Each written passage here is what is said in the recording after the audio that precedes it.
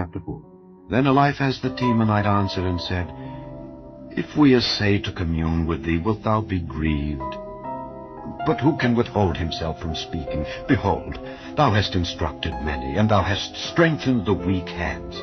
Thy words have upholden him that was falling, and thou hast strengthened the feeble knees. But now it is come upon thee, and thou faintest. It toucheth thee, and thou art troubled. Is not this thy fear, thy confidence, thy hope, and the uprightness of thy ways? Remember, I pray thee, who ever perished, being innocent? Or where were the righteous cut off? Even as I have seen, they that plow iniquity and sow wickedness reap the same. By the blast of God they perish, and by the breath of his nostrils are they consumed. The roaring of the lion, and the voice of the fierce lion, and the teeth of the young lions are broken. The old lion perisheth for lack of prey, and the stout lion's whelps are scattered abroad. Now a thing was secretly brought to me, and mine ear received a little thereof. In thoughts from the visions of the night, when deep sleep falleth on men, fear came upon me, and trembling, which made all my bones to shake. Then a spirit passed before my face. The hair of my flesh stood up. It stood still, but I could not discern the form thereof. An image was before mine eyes. There was silence, and I heard a voice saying, Shall mortal man be more just than God? Shall a man be more pure than his Maker? Behold, he put no trust in his servants, and his angels he charged with folly. How much less in them that dwell in houses of clay, whose foundation is in the dust, which are crushed before the moth? They are destroyed from morning to evening. They perish forever, without any regarding it. Doth not their excellency which is in them go away? They die even without wisdom. Chapter 5. Call now, if there be any that will answer thee, and to which of the saints wilt thou turn? For wrath killeth the foolish man, and envy slayeth the silly one. I have seen the foolish taking root, but suddenly I cursed his habitation. His children are far from safety, and they are crushed in the gate, neither is there any to deliver them. Whose harvest the hungry eateth up, and taketh it even out of the thorns, and the robber swalloweth up their substance. Although affliction cometh not forth of the dust, neither doth trouble spring out of the ground, yet man is born unto trouble as the sparks fly upward. I would seek unto God, and unto God would I commit my cause, which doeth great things and unsearchable, marvelous things without number, who giveth rain upon the earth, and sendeth waters upon the fields, to set up on high those that be low, that those which mourn may be exalted to safety. He disappointeth the devices of the crafty, so that their hands cannot perform their enterprise. He taketh the wise in their own craftiness, and the counsel of the froward is carried headlong. They meet with darkness in the daytime, and grope in the noonday as in the night. But he saveth the poor from the sword, from their mouth, and from the hand of the mighty. So the poor hath hope, and iniquity stoppeth her mouth. Behold, happy is the man whom God correcteth. Therefore despise not thou the chastening of the Almighty. For he maketh sore, and bindeth up. He woundeth, and his hands make whole. He shall deliver thee in 6 troubles, yea, in 7 there shall no evil touch thee. In famine he shall redeem thee from death, and in war from the power of the sword. Thou shalt be hid from the scourge of the tongue, neither shalt thou be afraid of destruction when it cometh. At destruction and famine thou shalt laugh, neither shalt thou be afraid of the beasts of the earth. For thou shalt be in league with the stones of the field, and the beasts of the field shall be at peace with thee. And thou shalt know that thy tabernacle shall be in peace, and thou shalt visit thy habitation, and shalt not sin. Thou shalt know also that thy seed shall be great, and thine offspring as the grass of the earth. Thou shalt come to thy grave in a full age, like as a shock of corn cometh in his season. Lo this, we have searched it, so it is. Hear it, and know thou it for thy good. chapter 6. But Job answered and said, Oh, that my grief were throughly weighed, and my calamity laid in the balances together. For now it would be heavier than the sand of the sea. Therefore my words are swallowed up. For the arrows of the Almighty are within me, the poison whereof drinketh up my spirit. The terrors of God do set themselves in array against me. Doth the wild ass bray when he hath grass, or loweth the ox over his fodder? Can that which is unsavory be eaten without salt, or is there any taste in the white of an egg? The things that my soul refused to touch are as my sorrowful meat. Oh, that I might have my request, and that God would grant me the thing that I long for, even that it would please God to destroy me, that he would let loose his hand and cut me off. Then should I yet have comfort. Yea, I would harden myself in sorrow. Let him not spare, for I have not concealed the words of the Holy One. What is my strength that I should hope? And what is mine end that I should prolong my life? Is my strength the strength of stones? Or is my flesh of brass? Is not my help in me, and is wisdom driven quite from me? To him that is afflicted pity should be showed from his friend, but he forsaketh the fear of the Almighty. My brethren have dealt deceitfully as a brook, and as the stream of brooks they pass away, which are blackish by reason of the ice, and wherein the snow is hid. What time they wax warm, they vanish. When it is hot, they are consumed out of their place. The paths of their way are turned aside, they go to nothing and perish. The troops of Tema looked, the companies of Sheba waited for them. They were confounded because they had hoped. They came thither and were ashamed. For now ye are nothing.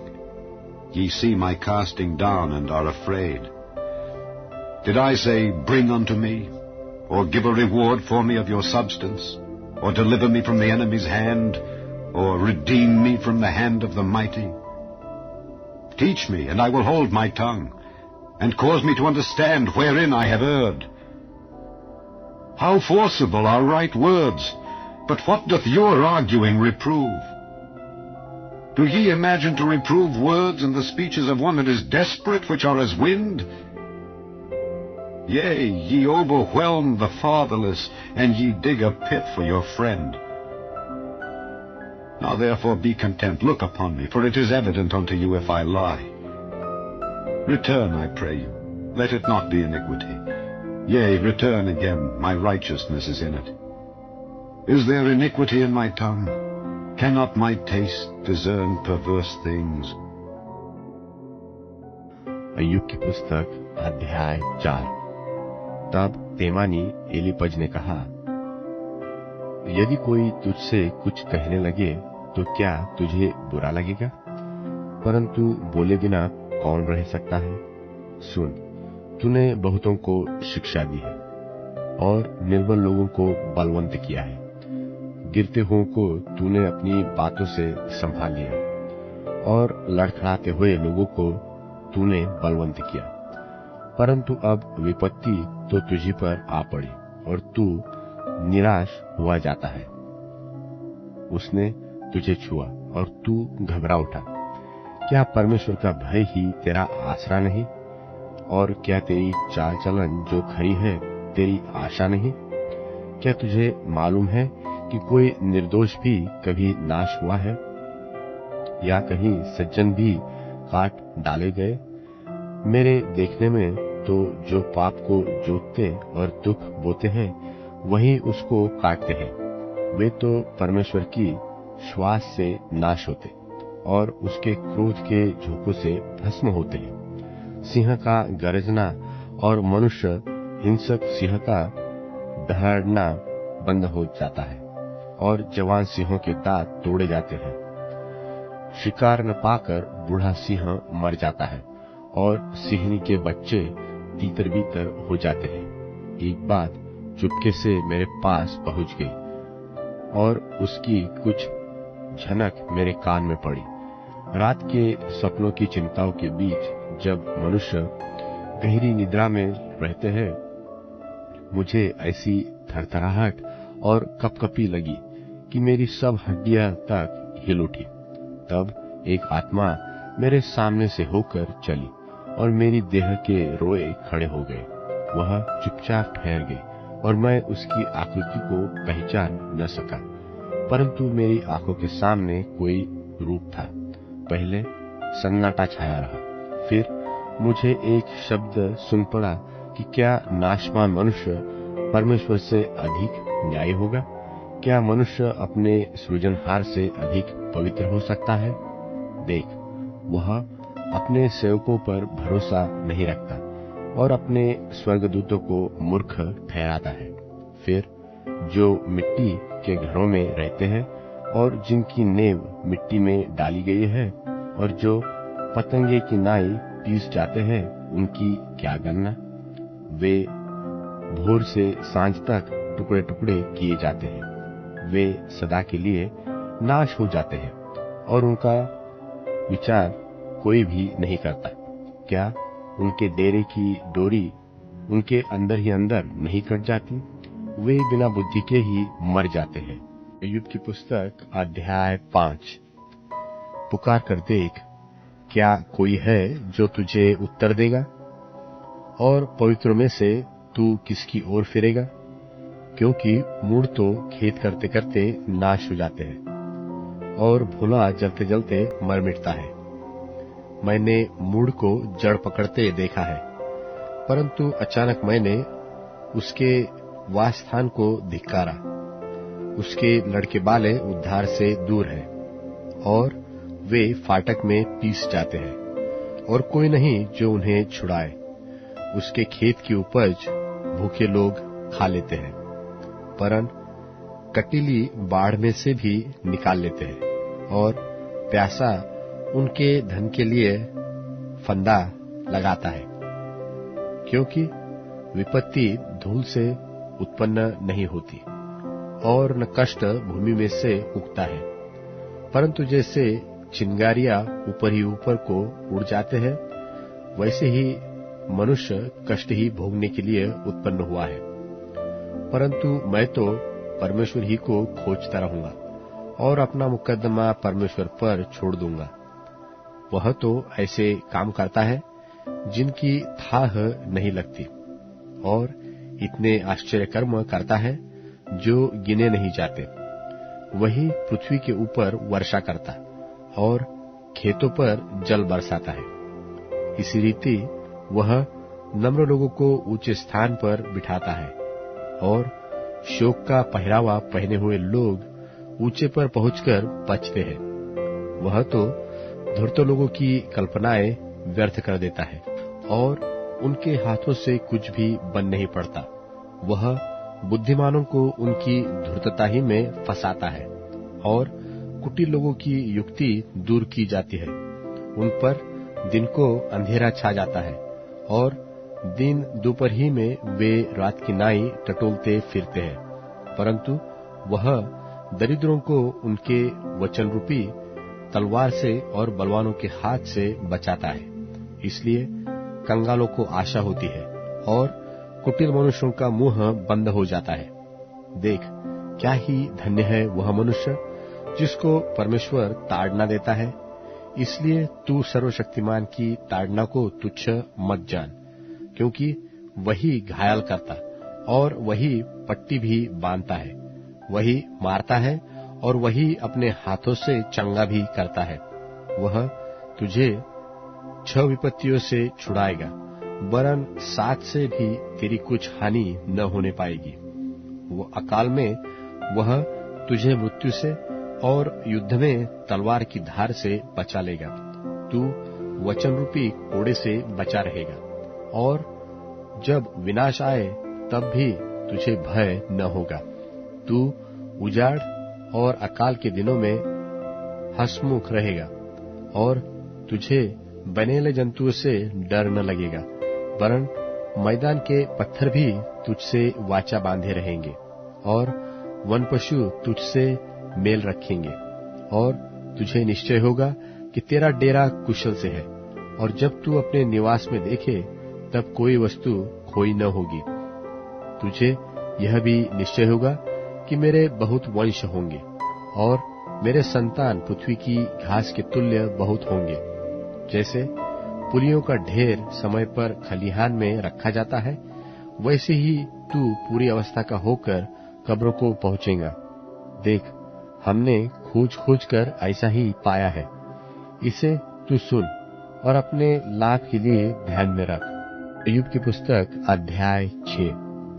फिर अय्यूब ने कहा, भला होता कि मेरा खेद तौला जाता और मेरी सारी विपत्ति तुला में धरी जाती, क्योंकि वह समुद्र की बालू से भी भारी ठहरती। इसी कारण मेरी बातें उतावली से हुई है, क्योंकि सर्वशक्तिमान के तीर मेरे अंदर चुभे हैं और उनका विष मेरी आत्मा में बैठ गया है।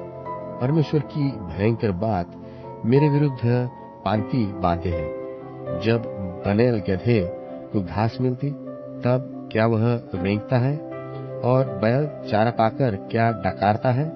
जो फीका है वह क्या बिना नमक खाया जाता है? क्या अंडे की सफेदी में भी कुछ स्वाद होता है? जिन वस्तुओं को मैंने छूना भी नहीं चाहा, वही मानो मेरे लिए घिनौना आहार ठहरी है। भला होता कि मुझे मुंह मांगा वर मिलता, और जिस बात की मैं आशा करता हूँ वह परमेश्वर मुझे दे देता, कि परमेश्वर प्रसन्न होकर मुझे कुचल डालता और हाथ बढ़ाकर मुझे काट डालता। यही मेरी शांति का कारण, वरन भारी पीड़ा में भी मैं इस कारण से उछल पड़ता, क्योंकि मैंने उस पवित्र के वचनों का कभी इनकार नहीं किया। मुझ में बल ही क्या है कि मैं आशा रखूं, और मेरा अंत ही क्या होगा कि मैं धीरज रखूं? क्या मेरी दृढ़ता पत्थरों की सी है? क्या मेरा शरीर पीतल का है? क्या मैं निराधार नहीं हूँ? क्या काम करने की शक्ति मुझसे दूर नहीं हो गई?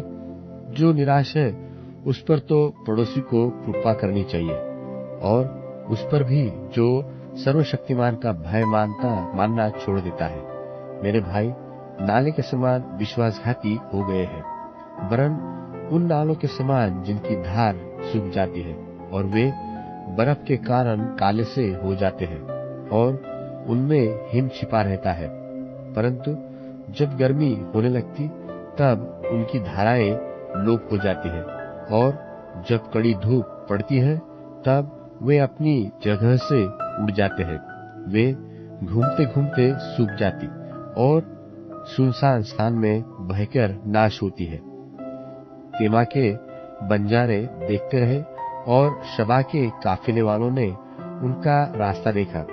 वे लज्जित हुए, क्योंकि उन्होंने भरोसा रखा था, और वहां पहुंचकर उनके मुख सूख गए। उसी प्रकार अब तुम भी कुछ न रहे। मेरी विपत्ति देखकर तुम डर गए हो। क्या मैंने तुमसे कहा था कि मुझे कुछ दो, व अपनी संपत्ति में से मेरे लिए घूस दो, व मुझे सताने वालों के हाथ से बचाओ, व उपद्रव करने वालों के वंश से छुड़ा लो? मुझे शिक्षा दो और मैं चुप रहूंगा, और मुझे समझाओ कि मैंने किस बात में चूक की है। सच्चाई के वचनों में कितना प्रभाव होता है, परंतु तुम्हारे विवाद से क्या लाभ होता है? क्या तुम बातें पकड़ने की कल्पना करते हो? निराश्चन की बातें तो वायु की सी है। तुम अनाथों पर चिट्ठी डालते और अपने मित्र को बेचकर लाभ उठाने वाले हो। इसलिए अब कृपा करके मुझे देखो। निश्चय मैं तुम्हारे सामने कदापि झूठ न बोलूंगा, फिर कुछ अन्याय न होने पाए। फिर इस मुकदमे में मेरा धर्म जो का त्यों बना रहे। मैं सत्य पर हूँ। क्या मेरे वचनों में कुछ कुटिलता है? क्या मैं दुष्टता नहीं पहचानता?